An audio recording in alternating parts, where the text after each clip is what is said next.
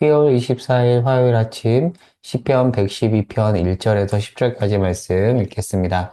할렐루야 여호와를 경외하며 그의 계명을 크게 즐거워하는 자는 복이 있도다. 그의 후손이 땅에서 강성하며 정직한 자들의 후손에게 복이 있으리로다. 부와 재물이 그의 집에 있으며 그의 공의가 영구히 서 있으리로다. 정직한 자들에게는 흑암 중에 빛이 일어나나니 그는 자비롭고 긍휼이 많으며 의로운 이로다. 은혜를 베풀며 구워주는 자는 잘 되나니 그 일을 정의로 행하리로다. 그는 영원히 흔들리지 아니하며 의인은 영원히 기억되리로다. 그는 흉한 소문을 두려워하지 아니하며 여호와를 의뢰하고 그의 마음을 굳게 정하였도다. 그의 마음이 견고하여 두려워하지 아니할 것이라. 그의 대적들이 받는 보응을 마침내 보리로다. 그가 재물을 흩어 빈궁한 자들에게 주었으니 그의 의가 영구히 있고 그의 뿔이 영광 중에 들리리로다. 악인은 이를 보고 한탄하여 이를 갈면서 소멸되리니 악인들의 욕망은 사라지리로다. 아멘. 자, 어제 살펴본 대로 오늘 본문 112편은 어제 봤던 111편과 쌍둥이 시편이죠. 그리고 1절에 할렐루야로 시작하는 할렐루야 시편입니다. 111편도 할렐루야로 시작하고 112편도 할렐루야로 시작을 하죠. 그리고 둘 다 아크로스틱 구조입니다. 아크로스틱 구조에 대해서는 어제 자세히 설명했으니까 그 부분은 오늘 넘어가도록 하겠습니다. 자, 112편 본문을 보면 자, 한글 성경은 10절로 번역이 되어 있죠. 10구절로 되어 있습니다. 그런데 히브리어 원문을 보면 1절 할렐루야 이후에 자, 할렐루야하고 쉼표 있잖아요. 그리고 여호와를 경외하며로 이렇게 시작을 하는데요. 그 이후에 알파벳 22개로 시작하는 총 22개의 구절로 되어 있습니다. 원문으로 봐야 이제 이 느낌이 확 사는데요. 사실 참고로 원래 성경에서는 장절 구분이 없습니다. 물론 시편에서는 편의 구분은 있지만 원문에서는 절의 구분은 없어요. 그러면 오늘날 어떻게 이렇게 절의 구분과 다른 성경에서 장절 구분이 생겼는가? 12세기 영국의 대주교인 랭튼이라는 사람이 장을 구분했고요. 이후에 15세기에 절을 구분했다가 이후에 나오는 라틴어 성경에서 본격적으로 장절 구분이 도입됐어요. 그러니까 원문을 보면 장절 구분이 없습니다. 물론 시편은 편의 구분이 있지만 그러나 원문에는 절의 구분이 없어요. 다만 오늘 본문 112편은 아크로스틱 구조로 22개의 단락으로 이루어진 겁니다. 그러니까 우리가 보는 112편과 1차 총중 원독자가 보는 112편의 느낌이 사뭇 다르겠죠. 자, 그렇다는 것을 좀 염두에 두고 자, 그리고 이제 본문을 자세히 살펴보도록 할게요. 자, 112편도 111편과 마찬가지로 할렐루야로 시작을 하는데 자, 어제 다시 복습해 볼까요? 할렐루야가 무슨 뜻이 있다고 했죠? 할랄, 찬양하다라는 이 동사의 남성 복수 명령 형태가 할렐루예요. 그러니까 여러분, 남성들에게 얘기하는 겁니다.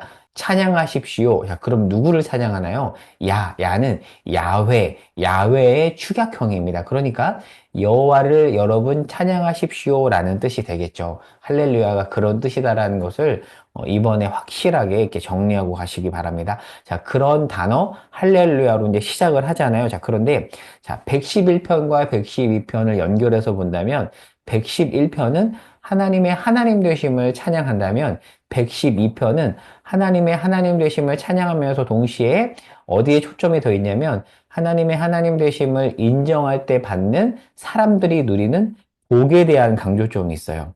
그러니까 앞에는 하나님의 더 초점이 있다면 둘째는 그 하나님의 은혜를 누리는 자의 복. 그러니까 사람에 더 초점이 있다라고 볼 수가 있습니다. 자, 111편 어제 본문 마지막 절에 보면 자, 111편 10절을 볼까요? 뭐라고 되어 있죠?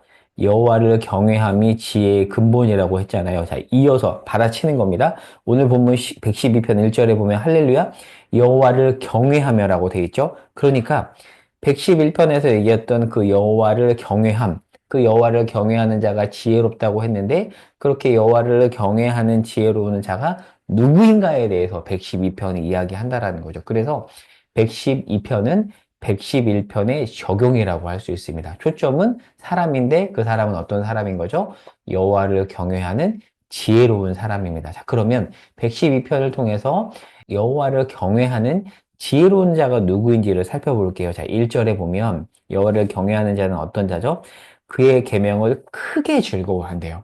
하나님의 말씀을 크게 즐거워하는 자이고요. 자, 2절에 보면 그렇게 즐거워하는 자의 후손은 땅에서 강성할 것이며 3절에 보면 부와 재물이 있고 그의 의가 영원히 설 것이며 4절에 그의 빛은 어둠 속에서도 비추일 것이라고 되어 있고요. 자, 본문을 볼게요. 5절에 그의 일을 공평하게 이끌고 6절 영원히 흔들리지 않으며 영원히 기억될 것이다. 그리고 7, 8절을 보면 나쁜 소문을 듣겠지만 우리가 살아가면 나쁜 소문을 듣잖아요. 그런데 여호와를 경외하는 지혜로운 자는 그 나쁜 소문을 들어도 두려워하지 않고 마음이 견고하여 결국에는 하나님의 일하심을 보면서 하나님의 그 대적들을 향한 보응을 보게 될 것이래요. 그러니까 흔들리지 않는 거죠. 하나님이 모든 상황을 주관하실 것을 믿기 때문에 그렇다라는 것입니다. 그리고 9절에 보면 재물을 소유했는데 하나님이 주신 그 재물을 흩어서 빈궁한 자들에게 나눠주는 자, 그 자가 여호와를 경외하는 지혜로운 자라고 이야기하고 있습니다. 자, 아까 제가 111편의 적용이 112편이라고 했잖아요. 그런데 유심히 보면 여호와를 경외하는 그리고 계명을 즐거워하는 자의 모습이 어디에서 드러나죠? 일상에서 드러납니다. 재물, 나쁜 소문을 듣는 현실, 그런 속에서 여호와를 경외함이 드러난다고 되어 있어요. 초점이 어디죠? 일상에서. 일상.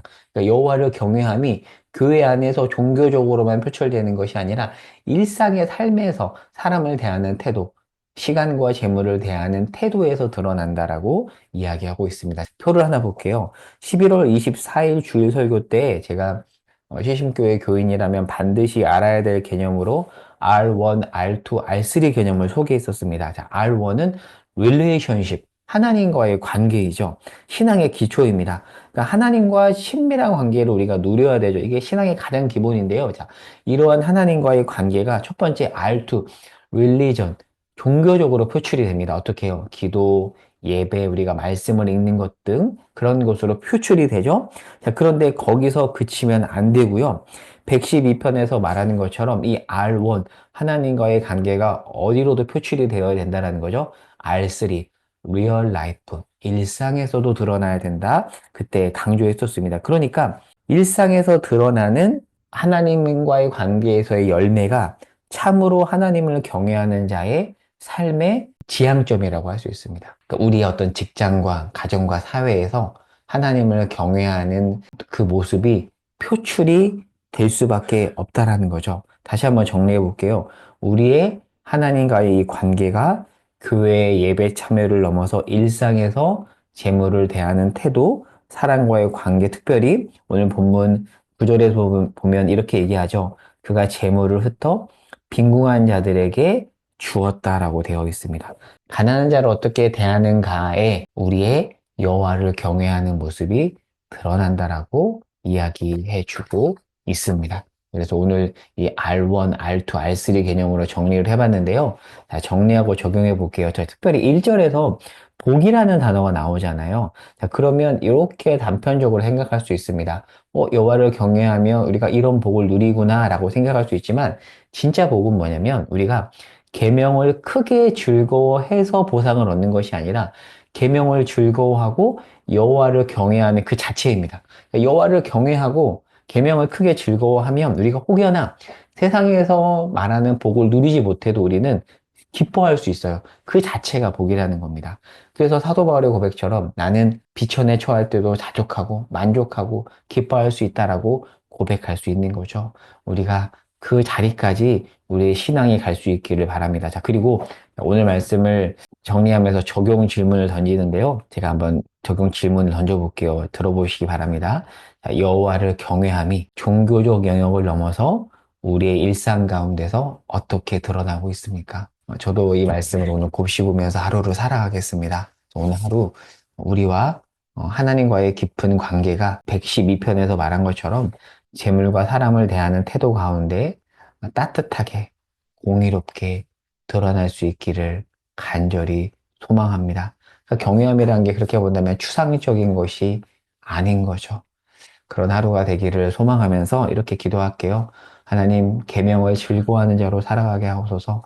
그리고 그 계명을 즐거워함이 우리의 일상 가운데서 드러나게 하소서. 오늘 하루 일상을 주 앞에 맡기며 기도하는 시간 갖도록 하겠습니다. 기도하겠습니다. 하나님, 여호와를 경외함이 가장 큰 복입니다. 그 경외함이 오늘 하루 우리의 일상 가운데 드러나게 하옵소서. 하루를 일상을 선하신 주께 맡기며 예수님의 이름으로 기도합니다. 아멘.